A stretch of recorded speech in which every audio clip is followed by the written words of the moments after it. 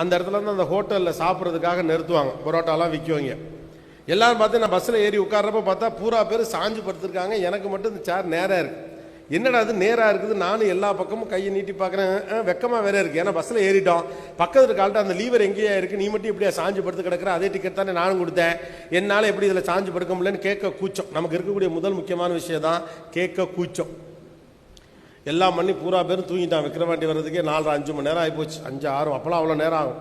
5:30 மணி நேரம் ஆகிப்போச்சு. எல்லாம் விக்கிரவாண்டி வந்தவொடனே சாப்பிட்றவங்களாம் சாப்பிடுங்க, பாத்ரூம் போகிறவங்களாம் போங்கன்னு எழுப்பி விட்டாங்க. அப்போ தான் பார்த்தேன், பக்கத்தில் இருக்க ஒரு சைடில் ஒரு கம்பி இருந்துச்சு, அதை பிடிச்சி இழுத்தாரு, சீட்டு நிமிந்துச்சு. அந்த ஆள் சீட்டை நிமித்திக்கிட்டு எந்திரிச்சாரு. நான் சீட்டை இழுத்துக்கிட்டு சாஞ்சு படுத்தேன். 5:30 மணி நேரம் ஆச்சு. அந்த லீவர் எங்கன்னு கேட்டிருந்தா எப்பயோ நான் தூங்கியிருக்கலாம். நம்ம வாழ்க்கையில் மொதல் விஷயம், ஒரு விஷயம் கேட்கணும்னு நினச்சிங்கன்னா எதுக்கும் தயங்காதீங்க. எவன் தப்பா நினைப்பான்னு யோசிக்காதீங்க. நம்முடைய தேவை நமக்கு முக்கியம். பயப்படாமல் கேளுங்கள். தப்பானாலும் பரவாயில்ல, கேளுங்க. கேட்டுரும்.